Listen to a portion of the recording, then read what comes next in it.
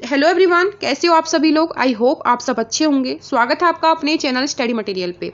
Friends, ester 2023 की CDP psychology classes जो हमने स्टार्ट की हुई हैं उसी की मैं नेक्स्ट वीडियो लेके आई हूँ।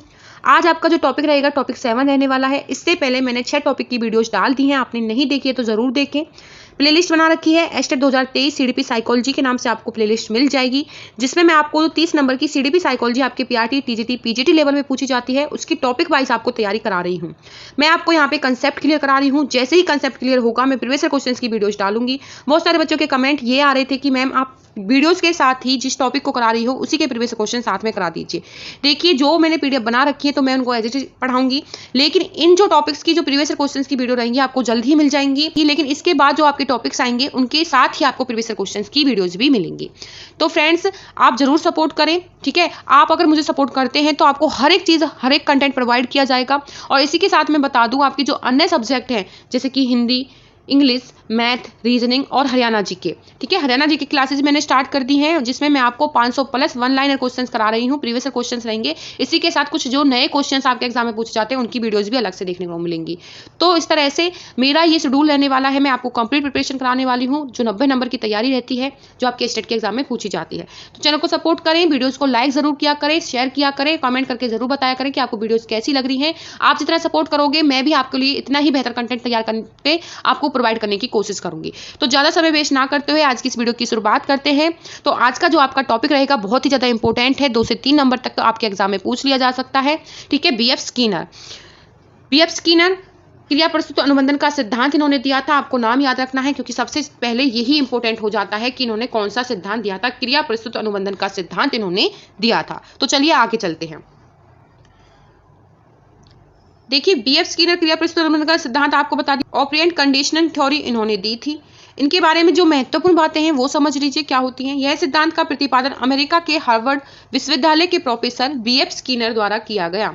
याद रखना है, क्रिया प्रस्तुत अनुबंधन सिद्धांत के अन्य नाम भी हैं, ठीक है। जरूरी नहीं है कि क्रिया प्रस्तुत अनुबंधन के सिद्धांत के नाम से ही आपसे ये सिद्धांत पूछा जाए कि बीएफ स्किनर ने कौन सा सिद्धांत दिया था। ऑप्शन में आपको क्रिया प्रस्तुत अनुबंधन का सिद्धांत ना मिले तो फिर ये कहोगे कि मैम आपने तो ये बताया था, ये नहीं था। बहुत सारे नाम हैं, ठीक है। इन सारे नामों में से आपसे पूछ लिया जा सकता है। तो क्रिया प्रस्तुत अनुबंधन सिद्धांत के अन्य नाम क्या है वो समझ लीजिए। फर्स्ट है आपका निमेंतिक अनुबंधन का सिद्धांत। उसके बाद सेकंड आपका क्रियात्मक प्रतिबंधितता का सिद्धांत। उसके बाद थर्ड जो रहेगा सक्रिय अनुबंधन का सिद्धांत। उसके बाद जो फोर्थ है आपका अभिकर्मित अनुदेशन का सिद्धांत। तो ये 4 नाम जो अन्य नाम हो जाएंगे ये है, और क्रिया प्रस्तुत अनुबंधन का सिद्धांत ये है। तो ये आपके बीएफ स्किनर का जो सिद्धांत है उसके नाम हो जाएंगे। उसके बाद चलते हैं, बीएफ स्किनर ने सबसे अधिक अनुक्रिया रिस्पांस पर जोर दिया। तो उन्होंने क्या जोर दिया था? उन्होंने सबसे पहले दिया था अनुक्रिया पर, रिस्पांस पर जोर दिया था। इसलिए इसे क्रिया प्रस्तुत अनुबंधन का सिद्धांत कहा जाता है। देखिए, इन्होंने क्रिया पर क्या किया था? जोर दिया था, रिस्पांस पर जोर दिया था। इसीलिए इनके सिद्धांत का नाम पड़ा क्रिया प्रस्तुत अनुबंधन का सिद्धांत। आई होप ये पॉइंट आपको क्लियर हुआ होगा। उसके बाद देखिए, बीएफ स्किनर ने अपना प्रयोग पहले चूहे पर और बाद में कबूतर पे किए। तो उनके प्रयोग भी आपको याद रखने हैं, ठीक है। आपसे एग्जाम में पूछ लिया जा सकता है कि ईएल थॉर्नडाइक ने प्रयोग किस पे किया, पावलोव ने किस पे किया, आपके बीएफ स्किनर ने प्रयोग किस पे किया, पहले किस पे किया, बाद में किस पे किया। तो ये जितने भी प्रयोग हैं आपको याद रखने हैं, ठीक है। ईएल थॉर्नडाइक का टॉपिक मैंने करा दिया है। उसमें जो प्रयोग किया था ईएल थॉर्नडाइक ने वो बिल्ली पर किया था, भूखी बिल्ली पर। तो ये भी आपसे पूछ लिया जा सकता है आपके एग्जाम में। इसी के साथ पावलोव थ्योरी आपकी जल्दी आएगी, आपके लिए बहुत ही ज्यादा इंपॉर्टेंट है ये थ्योरी, और आपको सारी चीजें मिलने वाली है, सारा कंटेंट मिलने वाला है सीडीपी साइकोलॉजी का, जो 30 मार्क्स का आपके एग्जाम में पूछा जाता है। और बीएफ स्किनर ने सबसे पहले प्रयोग किया था चूहे पर, उसके बाद किया था कबूतर पर। ये आपको याद रखना है, ठीक है। तो देखिए, इनका प्रयोग समझ लीजिए पहले किस तरह से इन्होंने प्रयोग किया था। इन्होंने एक बॉक्स लिया, उसमें एक चूहा बंद कर दिया। बॉक्स में एक लीवर लगा था, उसमें एक छिद्र था, ठीक है। उस पिंजरे में क्या था? उस बॉक्स में एक छिद्र था, एक लीवर लगा हुआ था। अगर लीवर दबता तो क्या होता था? वहां उस छिद्र से खाना आ जाता था, ठीक है। उस लीवर को अगर कोई दबाता तो वो खुल जाता, और वहां से हम उसमें कुछ भी जो वहां पे लटका के रखते थे वो सामान नीचे आ जाता था। तो छिद्र के द्वारा जब चूहे को भूख लगी तो वो इधर उधर घूमने लगा। क्या हुआ? जो चूहा उसमें बंद किया था, भूखा चूहा था, तो उसे भूख लगी तो वो इधर उधर घूमेगा। देखो, कुछ ना कुछ तो क्रिया करेगा, ऐसा नहीं है तो वो चुप बैठ जाएगा, उसे भूख लगी है, ठीक है। तो उसने क्या किया था? इधर उधर घूमना स्टार्ट कर दिया। तो अचानक से उसका लीवर पर पैर पड़ जाता है, और जैसे ही लीवर पर उसका पैर पड़ता है तो उस छिद्र से खाना आ जाता है, ठीक है। इसके बाद उसने इस क्रिया को दोहराया। उसने दोबारा से एक उछल कूद मचाना स्टार्ट किया उसमें बॉक्स में, और दोबारा से खाना आ गया। इसमें चूहा जब भी प्रतिक्रिया करता तो उसको खाना मिल जाता। तो इसे ही क्या कहते हैं? क्रिया प्रस्तुत अनुबंधन का सिद्धांत कहते हैं। इसका मतलब ये है कि हम कुछ ना कुछ क्रिया करेंगे, ठीक है, कुछ ना कुछ सीखेंगे, तो क्या होगा, जब हम डेली कुछ ना कुछ क्रिया करेंगे, अभ्यास करेंगे, प्रयत्न करेंगे, तो हम कुछ ना कुछ तो सीख ही जाएंगे, हमें जो है नॉलेज जरूर मिलेगी। तो इसीलिए इन्होंने अपने सिद्धांत का नाम रखा क्रिया प्रस्तुत अनुबंधन का सिद्धांत। देखिए ये कुछ पॉइंट हैं इंपॉर्टेंट जो आपके एग्जाम में पूछे जाते हैं बीएफ स्किनर की थ्योरी से। ये समझ लीजिए क्या है। सबसे पहले है पुनर्वलन। क्या है पुनर्वलन? समझिए, जिस उद्दीपक को देने से अनुक्रिया करने की संभावनाएं बढ़ जाती हैं वो आपका पुनर्वलन कहलाता है। ठीक है, जैसे पेपर पास करने पर पेरेंट्स द्वारा बच्चों को गिफ्ट देना। तो पुनर्वलन क्या है? जैसे आपका जो बच्चा है, ठीक है, आपके बच्चा अच्छा मार्क्स लेके, अच्छी रैंक लेके आए स्कूल में, तो आप क्या करोगे, उसको गिफ्ट दोगे, तो बच्चा क्या होगा, मोटिवेट होगा। ठीक है, तो उसका क्या होगा, पुनर्वलन बढ़ेगा, तो आगे भी वो उस चीज को जो है करेगा। ठीक है, अब वो अगर वो सेकंड आया है तो वो आगे कोशिश करेगा फर्स्ट आने की। तो अगर बच्चे को पॉजिटिव पुनर्वलन दिया जा रहा है तो वो क्या है, उस चीज को दोहराएगा। तो यही आपके पुनर्वलन दो प्रकार के भी होते हैं, एक सकारात्मक, नकारात्मक, पॉजिटिव रेस्पॉन्समेंट और आपका नेगेटिव रेस्पॉन्समेंट।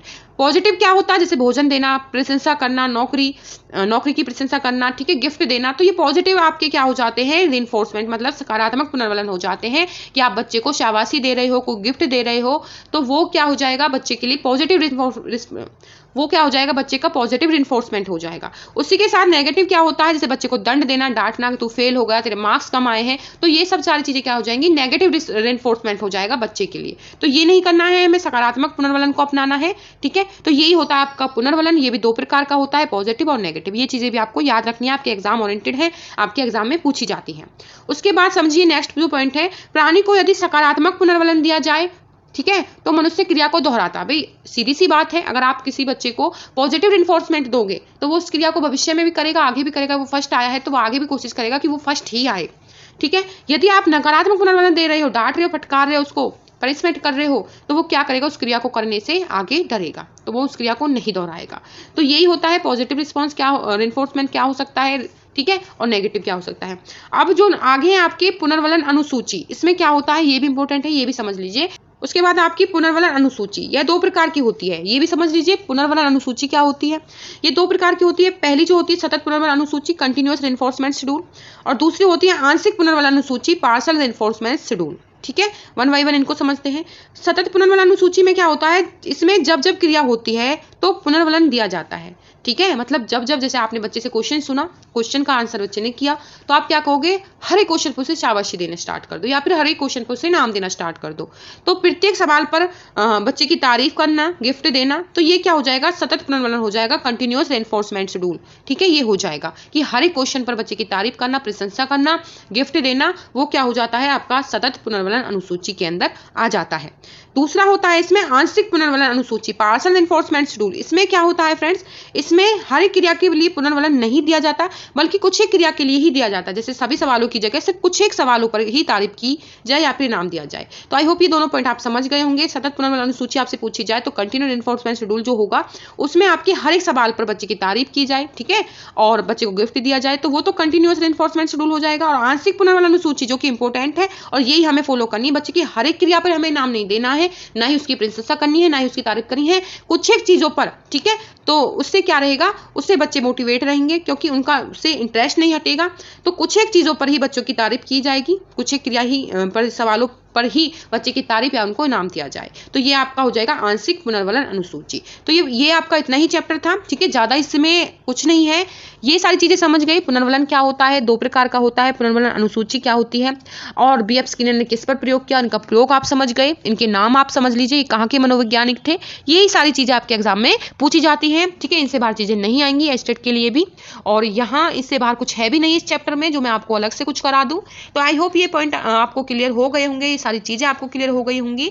तो ये आपका हो गया बीएफ स्किनर का सिद्धांत। इसके बाद मिलते हैं नेक्स्ट सिद्धांत में जो कि रहेगा आपका पावलोव का सिद्धांत। वो भी इससे भी ज्यादा इंपॉर्टेंट हो जाता है आपके एग्जाम में। जो ये मनोवैज्ञानिक हैं, ठीक है, ये आपके 7-8 मनोवैज्ञानिक हैं जो आपके एग्जाम में पूछे जाते हैं, जैसे कि जीन पियाजे हो गया, कोहलबर्ग हो गया, आपके बीएफ स्किनर हो गए, ईएल थॉर्नडाइक हो गए, पावलोव हो गए, और आपके और भी 2-4 अन्य मनोवैज्ञानिक हैं। ये आपके एग्जाम में बहुत ज्यादा रिपीट होते हैं। आपको भी पता है स्टेट के एग्जाम में मनोवैज्ञानिकों से क्वेश्चन आते हैं, उनके नाम, उनके जो पुरस्कार, उन्होंने कौन सा सिद्धांत दिया था, उनके सिद्धांतों के नाम हो गए, ठीक है, प्रयोग क्या क्या क्या किए थे। तो यही सारी चीज़ें आपके एग्जाम में, स्टेट के एग्जाम में पूछी जाती हैं। सीटेट की तरह ये नहीं होता है कि वहाँ पे आपकी पेडागोजी पूछ ली जाए, तो ये सारी चीज़ें पूछ ली, ये नहीं होता है। सीटेट और एस्टेट का जो आपका लेवल होता है बिल्कुल डिफरेंट होता है, और हाई लेवल के एस्टेट के एग्जाम में क्वेश्चन पूछे जाते हैं, जिनकी ही तैयारी मैं आपको कराऊंगी, और आपको जल्द ही प्रीवियस क्वेश्चन भी टॉपिक वाइज मिलने वाले हैं। तब तक के लिए आप सभी का धन्यवाद। वीडियो को लाइक जरूर कर देना, सब्सक्राइब जरूर कर लेना चैनल को, और अपने फ्रेंड्स में शेयर कर देना। Thank you friends.